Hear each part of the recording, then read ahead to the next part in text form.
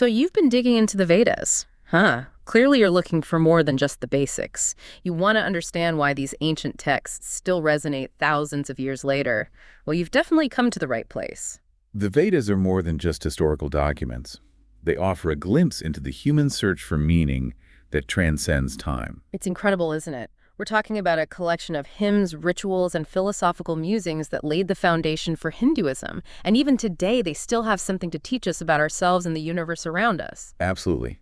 And within the Vedas, we find four major collections. The Rig Veda, Samaveda, Yajurveda, and Atharva Veda. Three of these, the Rig Veda, Samaveda, and Yajurveda, were actually considered the core, the triple science of the Vedic period. Can you imagine that? It's like they had their own ancient version of a comprehensive encyclopedia.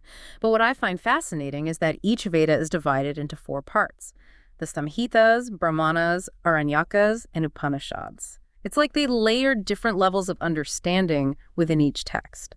You've hit on a key aspect of the Vedas. They cater to different levels of engagement. For instance, the Brahmanas, with their detailed instructions on rituals and sacrifices, might seem tedious at first. However, they reveal a lot about the social, political, and even economic structures of the time. They weren't just about pleasing the gods. They were about maintaining order in the world. That makes sense. It's like these rituals were a way of life woven into the very fabric of their society. But of the four Vedas, the Atharva Veda seems to get the most buzz, often being dubbed the Veda of magical formulas. It sounds like something straight out of a fantasy novel. While it's tempting to get caught up in the idea of magic spells and incantations, we need to be careful not to oversimplify the Atharva Veda. Yes, it contains hymns related to healing and protection, which might have seemed magical at the time, but it also delves into philosophy, medicine, and everyday concerns. So it's more about understanding the human experience than, say, conjuring up mythical creatures. Exactly. The Atharva Veda gives us a glimpse into the aspirations and anxieties of the Vedic people. For example, there are hymns expressing the desire for a long and healthy life, prayers for protection during childbirth, and even verses seeking relief from illness. These are concerns that resonate with us even today. It's incredible to think that people thousands of years ago grappled with many of the same hopes and fears that we do. Speaking of grappling with big questions, that brings us to the Rig Veda, the oldest of the four Vedas. It's a collection of hymns. But these aren't just your average songs of praise, are they? You're right. The Rig Veda is remarkable for its structure and the evolution of its hymns. It begins with longer hymns dedicated to gods like Agni, the god of fire, and Indra, the king of the gods. As the Rig Veda progresses, the hymns become shorter and more philosophical in nature. So it's almost like it's taking us on a journey starting with the concrete and moving towards the abstract. Precisely. And one of the most striking examples of this philosophical depth is the Nasadiya Sukta, a hymn that contemplates the origins of the universe. Imagine even thousands of years ago, they were pondering questions like, where did the universe come from? Was there even a beginning? Did someone create it? Or did it just emerge? It really is mind-blowing. Thousands of years ago, and they were asking these huge questions like, where did it all come from? And not just accepting easy answers. Right. Like maybe even the gods didn't know. Exactly. Which is a pretty bold statement for the time, don't you think? Yeah, absolutely. It speaks to a real openness to questioning. Okay, so we've got these big questions, these hymns, but the Vedas were passed down orally for centuries before they were ever written down. How on earth did they keep all that information straight? Well, it's really a testament to the power of human memory. They had these incredibly sophisticated mnemonic techniques. The article mentioned 11 different forms of recitation. 11. It's amazing, isn't it? That's more like a performance than just trying to remember something. Well, remember, in Vedic tradition, sound was incredibly important. The spoken word had a certain power. Each of these different forms of recitation had a specific purpose, a specific rhythmic pattern, and that helped them memorize it. And some people believe it actually enhanced the spiritual potency of the hymns. So it's like embodying the words, not just memorizing them. Exactly. Like one technique involved visualizing the alphabet, associating each letter with an image or concept. And others involved physical movements, almost like a dance. That corresponded to different parts of the hymns. Wow. It makes you realize the dedication involved, the sheer mental effort to keep this tradition alive. But I have to admit, even with those techniques, wrapping my head around the actual meaning of the Vedas, it's a lot. They're not exactly, light reading. It's true. Interpreting the Vedas can be challenging. There are so many layers of meaning, symbolism woven into every verse. So where do we even begin? Are there any keys to unlocking these hidden meanings for those of us who aren't Vedic scholars? Well, thankfully, we have the work of some brilliant minds like Yaska and Sayana. Ancient scholars who really dedicated themselves to unraveling the mysteries of the Vedas, they provided frameworks for understanding, like diving deep into the etymology of words. What etymology, you mean? Oh, sorry. Sometimes I get carried away with the scholarly terms. Etymology is simply the study of the origin of words and how their meanings have changed over time. Ah, okay. So by understanding the root of a word, we can uncover deeper layers of significance in the Vedic hymns. It's like having a linguistic decoder ring. Exactly.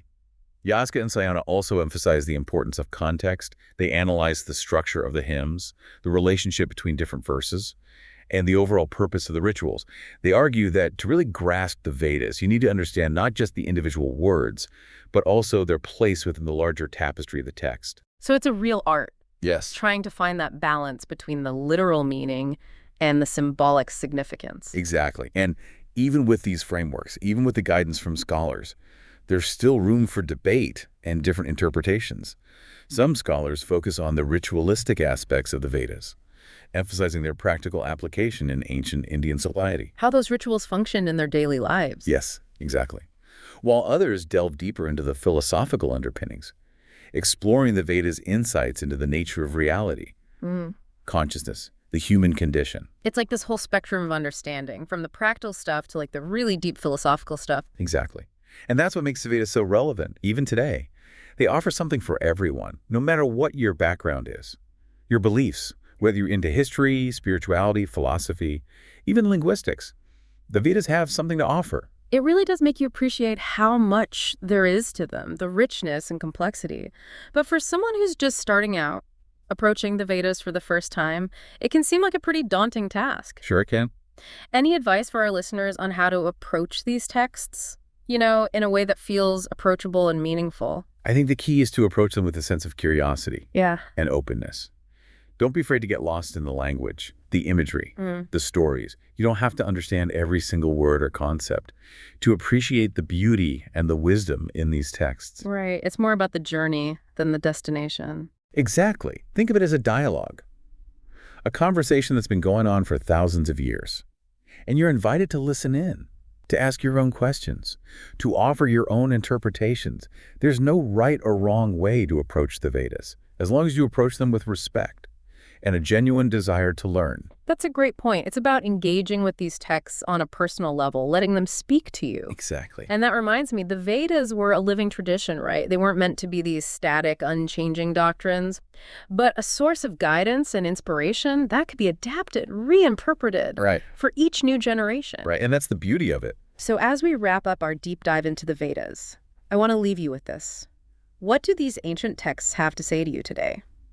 In a world grappling with change and uncertainty, searching for meaning, what wisdom can we glean from these hymns and rituals and philosophical inquiries that have resonated for millennia? It's a question worth pondering.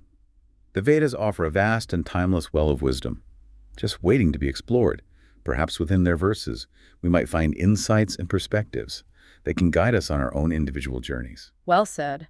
And who knows, maybe this deep dive has sparked a curiosity in you, our listener, to explore the Vedas for yourself. If so, we've accomplished our mission. Until next time, keep seeking, keep questioning, and keep those minds engaged.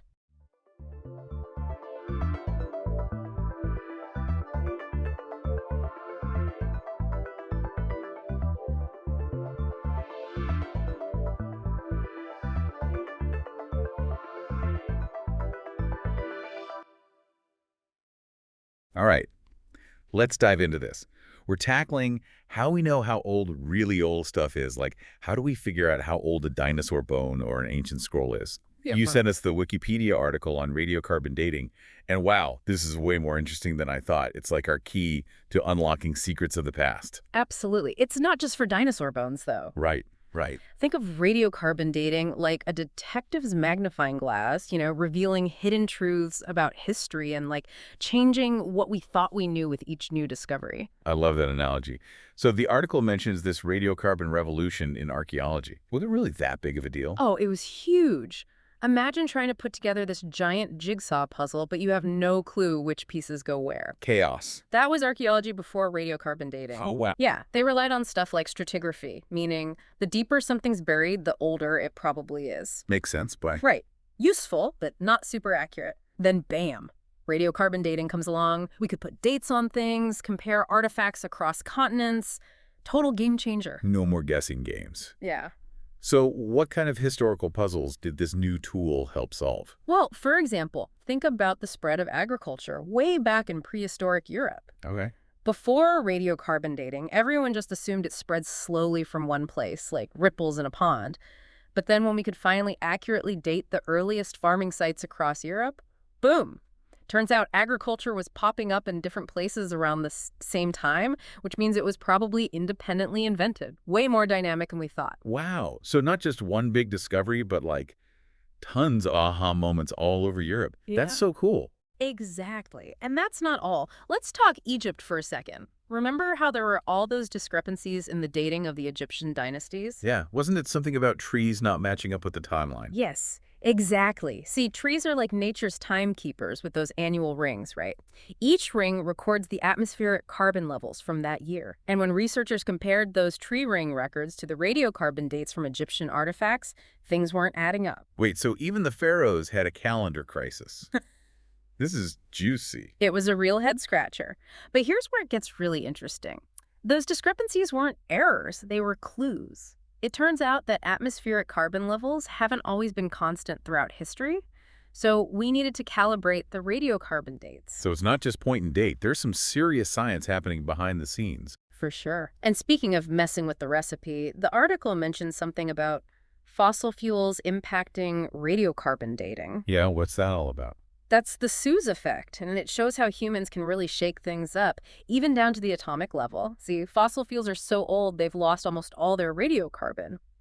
So when we burn them, we're basically flooding the atmosphere with stable carbon, which throws off that delicate carbon-14 ratio we need for dating. So it's like we're diluting the ink in our carbon dating pen. We're messing up the very thing we use to measure time. Kind of poetic when you think about it. It really is. It reminds us that we're part of this system, not just observing it.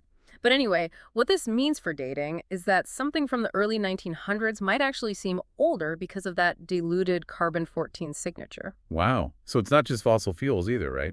Right. Volcanic eruptions, nuclear testing. Yeah. All these things can mess with the results. Talk about a challenge. Yeah. You've got changed carbon levels, contamination, human interference. How can we get any accurate dates at all with all this going on? It's a testament to how clever scientists are. They've developed these amazing techniques to work around the variations and still get accurate dates from even the tiniest samples. Speaking of tiny samples, the article mentioned dating a single seed. How is that even possible? That's where accelerator mass spectrometry comes in, or AMS for short. Before AMS, we used beta counting, basically waiting around for a radioactive atom to decay and measuring the energy it released. So like trying to count how many fireflies are in a jar by those little flashes of light, you're going to miss a lot of them. Exactly. AMS changed everything. Instead of waiting for that decay to happen, we use a particle accelerator to count the actual carbon-14 atoms in the sample. That's incredible. No wonder we can date tiny things now. But what about really big things, like an entire forest? The article mentioned the Two Creeks fossil forest. It sounds like a time capsule.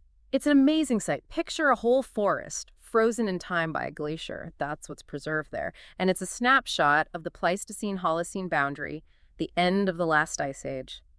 A really important time in Earth's history. So this one site can help us learn about the planet's past climate. That's a lot of pressure for a few trees. What did they reveal? Well, at first, the radiocarbon dates didn't match up with other dating methods, which had everyone puzzled. But you know what they say? When something seems off, it usually means something even cooler is going on. I'm getting another detective work vibe. Exactly. Those discrepancies weren't mistakes. They showed us we needed even more precise calibration. And once they factored in the fluctuating carbon levels at that time, the radiocarbon dates lined up perfectly with the other evidence, which gave us a much clearer understanding of when that last ice advance happened. So the trees weren't wrong. We just needed to fine-tune our understanding of the timeline. Okay, I have to ask. We've talked about ancient forests. What about ancient texts? Was radiocarbon dating used on the Dead Sea Scrolls? Absolutely. The Dead Sea Scrolls are like a window to the ancient world with some of the earliest versions of biblical texts. They're super fragile and really valuable, so being able to authenticate them and figure out how old they were was incredibly important. So how did radiocarbon dating compare to those more traditional methods, like studying the writing style? It was a perfect match. Radiocarbon dating basically confirmed what paleographers had already figured out from the writing style, putting most of the scrolls within 100 years or so of their estimated age. Science and history, hand in hand. Always nice when things work out like that. It really is. But there was this one scroll, the Isaiah scroll, that caused some trouble. Ooh, intrigue. Tell me more. Well, the radiocarbon dates for that scroll were all over the place, and some possibilities didn't even fit into the expected time frame. Yeah, I can see why that would cause a stir. What happened? It all came down to contamination, just like we talked about earlier. Even little things can affect those carbon ratios. Turns out they had treated the scrolls with castor oil to help preserve the writing and make it easier to read. So something as simple as trying to preserve the scrolls could have messed up the dating. Yeah. Castor oil is organic, so it's got carbon in it, and researchers worried that this might have thrown off the radiocarbon dates. Go.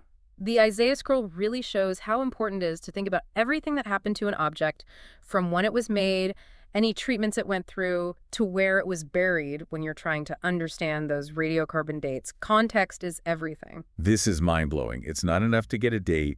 You need to understand the whole story. I feel like we need to call in a detective to help us out. It's true. And speaking of stories, we've mainly talked about archaeology, but radiocarbon dating is used for a lot more than that. Oh, right.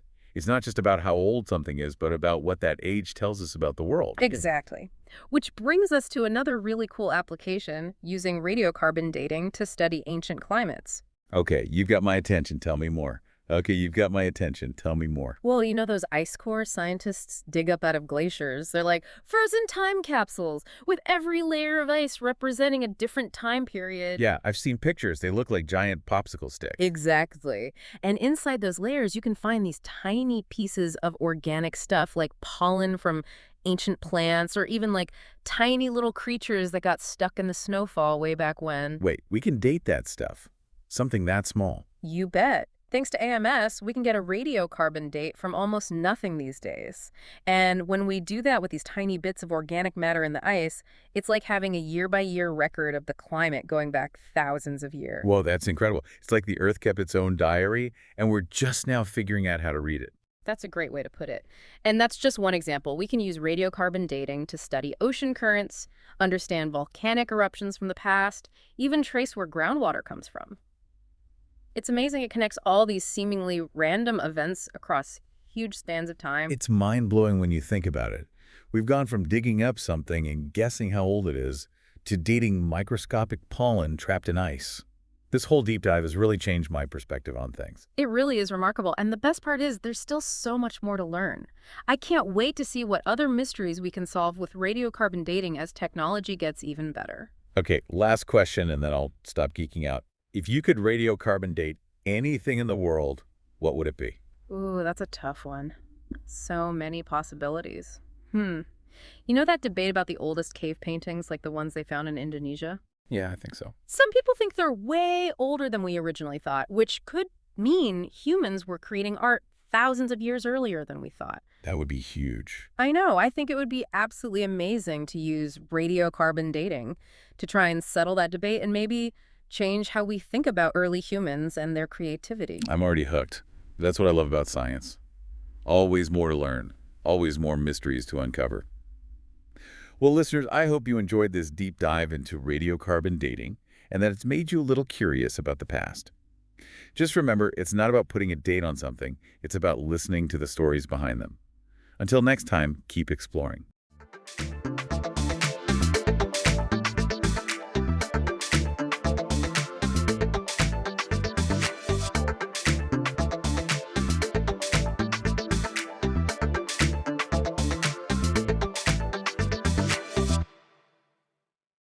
Welcome to the deep dive. This time, we're diving into a topic that's, well, it's ancient and it's also universal, right?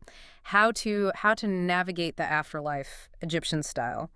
You've sent over this Wikipedia article on the Book of the Dead. Yeah. And I have to admit, the title alone kind of sends chills down my spine. It sounds like, it sounds like something out of a movie. It does have a certain ring to it, doesn't it? Yeah. But, think of it less like a horror flick and more like, a combination of a travel guide and, say, self-help book. all rolled into one. Okay, a self-help guide for the afterlife. That's a new one. So it's not actually like it's not a single book, right? You're right. It's more of a collection, like a whole bunch of spells and hymns and prayers that evolved over centuries. Like we're talking almost 1,000 years Yeah.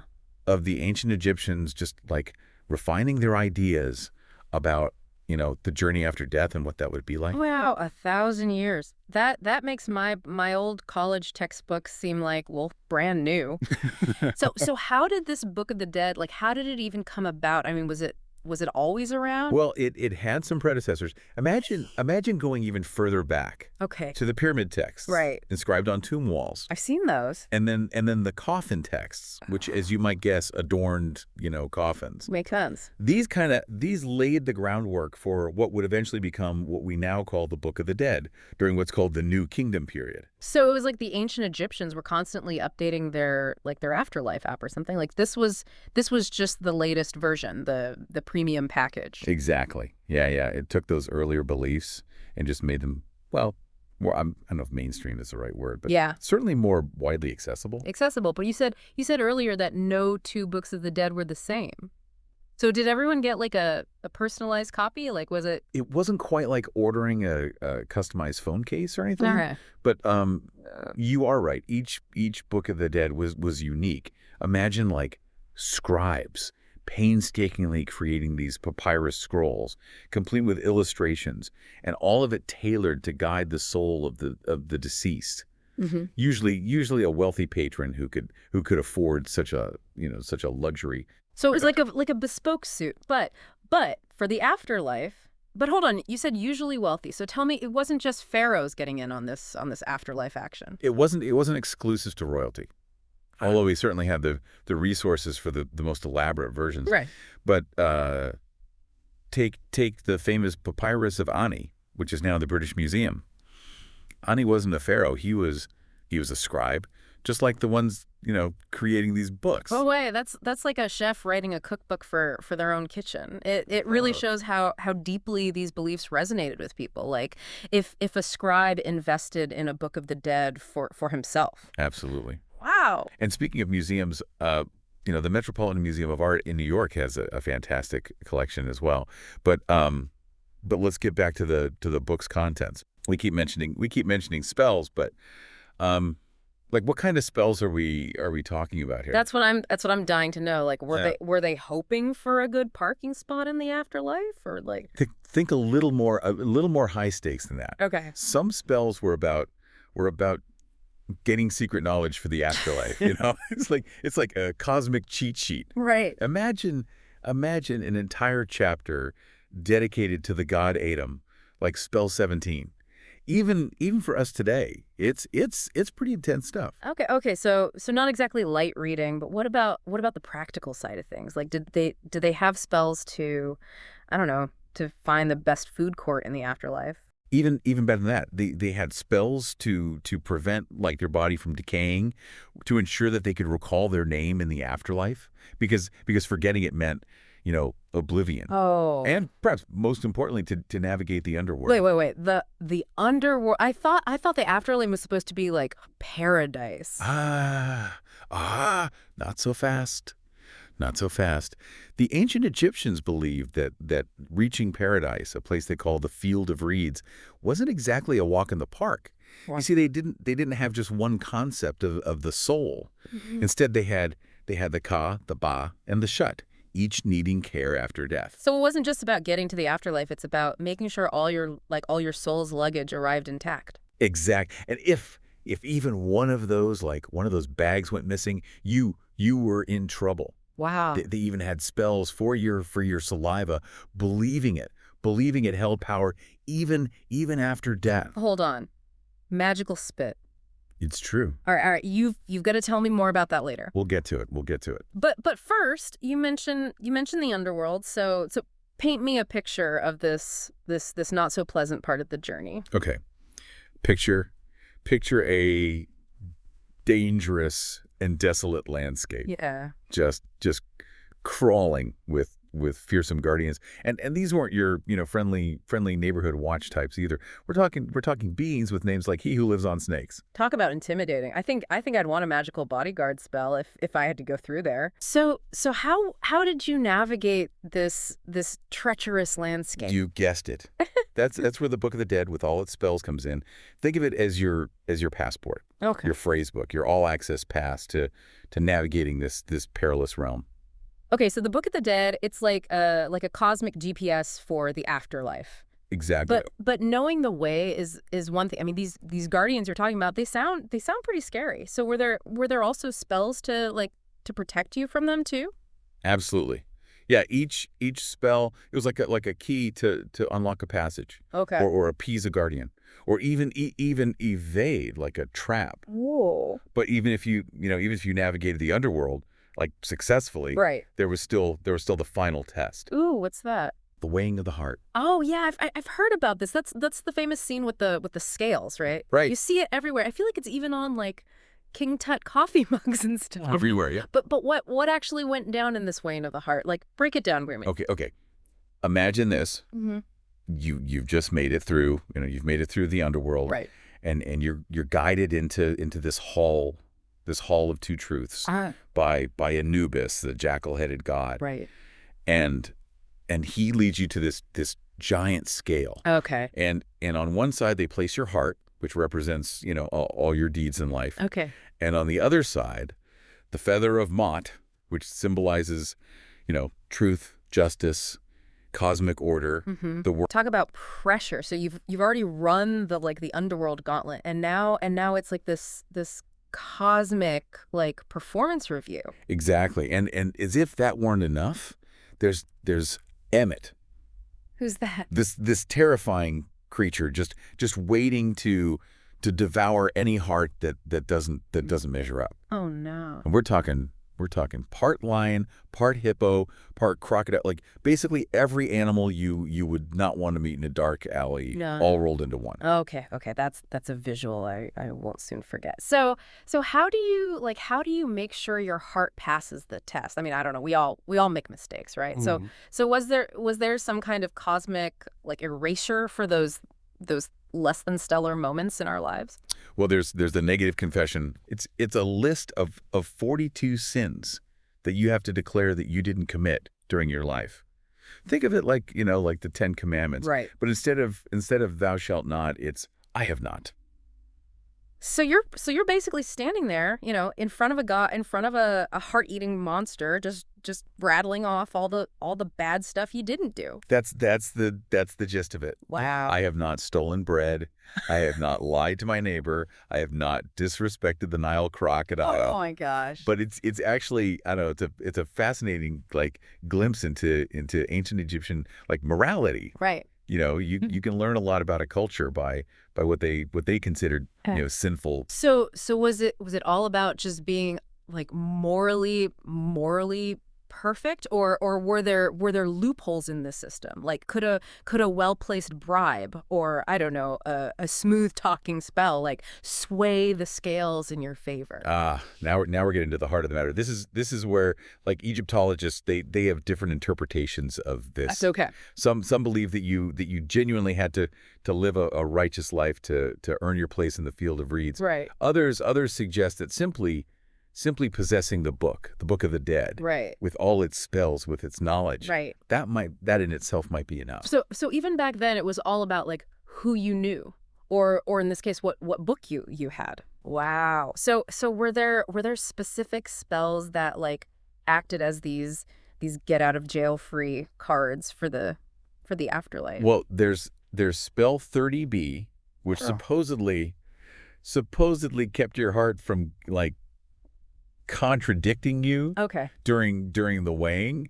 So it's like an ancient Egyptian non-disclosure agreement for your heart, ensuring it doesn't blurt out any inconvenient truths about those little, shall we say, indiscretions. Sneaky. So you're saying it wasn't enough to just have like good afterlife insurance. You had to make sure your heart was like on board with the plan too. Exactly. Yeah. That's fascinating. But Yeah. but let's talk about like access for a second. Okay. Could just anyone get their hands on one of these books of the dead? Not quite. Remember, we're talking about papyrus. Right. Pigments, the skills of scribes. Yeah. It all added up.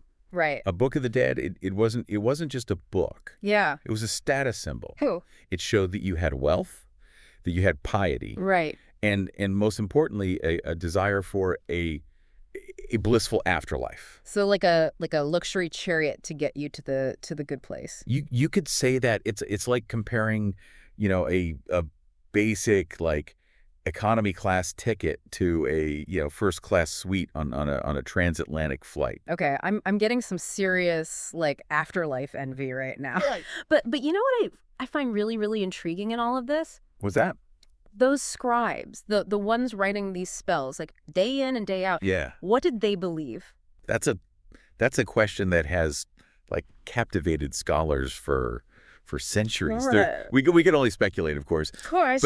But imagine being so immersed in this world, writing about gods and monsters and journeys and judgments. Yeah. Like, did they ever question it all? Right. Or did they embrace it? Did they craft those spells with genuine hope and wonder? It's like they held the ancient Egyptian equivalent of like, I don't know, a life coach certification. Right. Yeah. Guiding souls through like the ultimate transition. It makes you wonder, like, if I were like commissioning my own Book of the Dead, what would I prioritize? That's a question worth pondering. Right. The choices people made for their Book of the Dead often reveal a lot about their anxieties, their aspirations. Yeah. Even today, I mean, some were just like obsessed with protection spells. Sure. Others with ensuring their knowledge, their prosperity, that it all continued into the afterlife. It's almost like a personality test, but for the afterlife. Like you can just picture someone just like meticulously crafting their Book of the Dead and being like, okay, I need extra protection from fiery serpents. I need a crash course on celestial navigation and oh yeah, make sure I can still like enjoy a good meal in the field of reeds. Precisely. Yeah. And don't forget those all important spells to ensure that your name is remembered. Oh, Imagine being forgotten in the afterlife. It was like your essence was just fading away. that's a chilling thought. It makes you realize how much like these beliefs were like woven into every aspect of their lives, their values, their fears, their hopes. Like it wasn't just about death. It was about legacy, about what you left behind, both in this world and the next. Absolutely. It wasn't just about escaping to paradise. Right. It was about navigating these complexities of life and death. Yes. Of ensuring your continued existence in the hearts and minds of those you left behind. Wow. That gives me a lot to think about. Like if my own heart were being weighed on those cosmic scales. Right. Like what would it reveal about my journey? What would my Book of the Dead, like, what would it say about me? Perhaps that's a question we each must answer for ourselves. Yeah. But by exploring ancient texts like this one, like the Book of the Dead, Right. we gain this new perspective, not just on how past civilizations like grappled with these mysteries of life and death, but on what we ourselves value most in this life. It's a reminder that some things are timeless, Yeah. like that human need to make sense of the unknown, to find meaning in the face of our own mortality. And who knows, maybe by understanding the ancient Egyptians' anxieties, their hopes, like maybe we might even discover something new about ourselves along the way. Indeed. The journey through the afterlife, at least as the Egyptians envisioned it. Right. It's full of challenges, full of wonders, but ultimately it's a journey inward. Yeah. A confrontation with our deepest selves. That's a powerful note to end on. So to all our listeners out there, if If you were to start writing your own Book of the Dead, like today, what spells would you choose? What would your journey through the underworld, like what would that look like? We'd love to hear your thoughts. And if this deep dive into ancient Egypt has like sparked your curiosity, be sure to check out the episode notes for links to more information, including those museums where you can, come face to face with a real Book of the Dead. It's true. Until next time, keep exploring, keep questioning, and keep diving deep. Yeah.